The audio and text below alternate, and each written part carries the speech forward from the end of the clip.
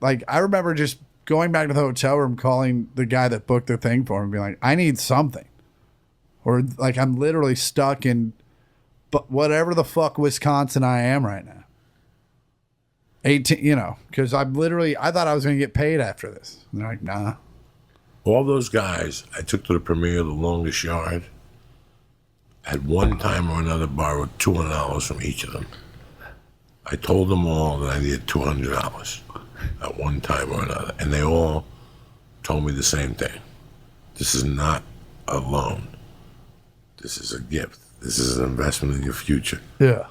Don't ask again. I would buy a gram of Coke. You know what I'm saying? Something, Yeah. at least $50 worth of Coke. And I'd use the other money. And those were the guys that would send me the hundreds. And they would say, I put 200 in there. Don't ask again. Yeah, absolutely. Like, I put 200 in there. I don't even want it back. You don't even want it back. But don't call back here again looking for money. Like, I had people who really, that's what you do.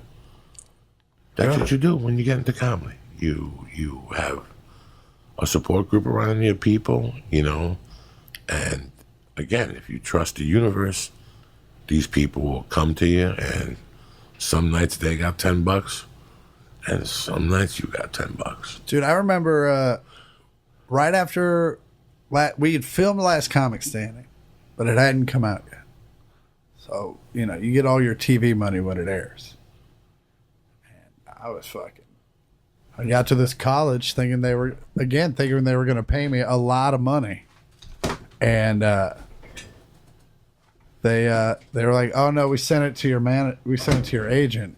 You'll get it in like 2 weeks." And I had to borrow $100 from Christian Finnegan. I'd be like, "Hey," like just straight up, like, "Hey man, I thought we were getting paid. We're not. If you give me $100, I'll make sure you get it back." And then I had to like call the agency and be like, "Take $100 from my check, put it on his check, because he gave it to me." And still, whenever I see Christian Finnegan, I buy him a beer for that shit. Because that was just another time where, especially 05, like cell phones weren't huge at that point. The internet definitely wasn't. So you were just fucked. Especially when we started cell phone. I didn't have a cell phone when I started. Definitely didn't have GPS. I remember buying an Atlas every year. I didn't have a cell phone until 2004. I was the last guy on the block. And Sprint gave me a $200 a month credit because of my bad credit. And if I was $201, they shut me down. You know how many mornings I got up and my phone was shut off. And I go down there and they'd say, "You owe $1.34. And I go, "You got to be fucking shitting me." So I would just pay $40 every time, constantly. Like that's how I became friends with Ari Shaffir. I needed a plane ticket, and I looked at him and I go, "Dog, I need $200. And I'll get it to you in 2 days." And I gave it to him. He goes, "I thought I'd never see it again." Yeah.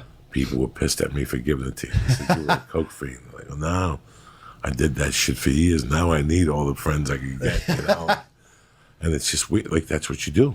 You just, it just happens. Every month, you just barely make it for a few years.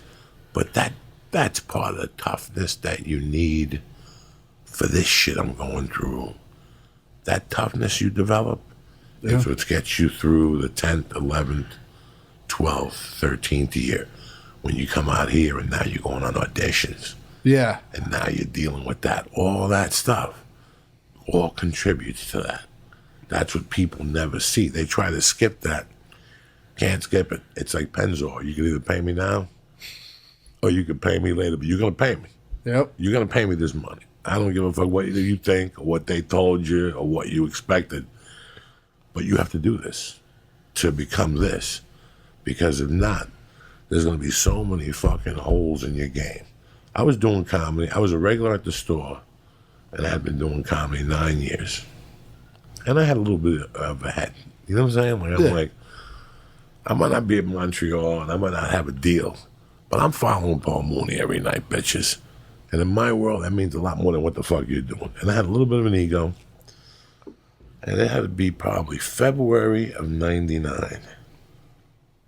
When I was starting a headline, I was a horrid headliner. Horrid. Horrid. They would put me in headline position. Yeah. Horrible. You do like 5 minutes of fire. Yeah. 15 minutes of shit. Horrid. 5 minutes of fire. Yeah. You know, you're just stringing a bridge, basically. Horrible. Like, just fucking, it's, and you think like you're really fucking good. And I got a spot on Freaky Monday. Did you ever get to do Freaky Monday? I don't know what that is. Freaky Monday was at the Improv from about 97 till about 2003 or 4. Before it went the urban night? It was the urban night, but they were very smart in those days. Yeah. From 8 to 8:40, it was white. So it would be you from 8 to 8:10, Josh Wolf from 8:11 to 8:21, me, and then they would put a super hot white guy, Yeah. Pablo, Doug Stanhope, Yeah. and then they would bring the black acts. They would, and then they would be, by 9:30 it was all black. That's it. You could see the white leave the room. It was fucking ridiculous because the industry was up there. Like in those days, if you got on stage on Freaky Monday, Fat Tuesday, Latino Night at the Laugh Factory, you got an agent, you got a gig, you got approached. People would talk to you. There wasn't that much computer. People would have to come out and see you. Yeah. There wasn't that much streaming yet. So when you would do those rooms, people would come out. And one Monday, I moved myself up. I started Freaky Monday at the 4. First, they had a 6-minute spot. And if you did okay for the 6-minute spot, then they give you like an 8. Yeah. Then they give you like a 10. And every week they missed it up. And it was pretty weird. Like that, if you got a Triple Crown, that used to be the old Monday thing. If you did Latino Night, Freaky Monday, and then you did a spot at the Comedy Store, which is the open mic, that was a Triple Crown. 1 o'clock in the morning, you're walking into the Comedy Store like, what, bitches? I'm doing a Triple Crown tonight, motherfuckers. So I never forget following. I went down there, and they said somebody canceled. And they go, we have a spot for you. And I had to follow Stanhope and bring up DePaulo. And I thought I was pretty fucking good. Like, I thought at that time, honestly, guys, at the 9-year mark, I had a pretty killer 30. Yeah. I could rock 6 fucking minutes. Good, high energy, fucking, oh my God. Stanhope took it to another level.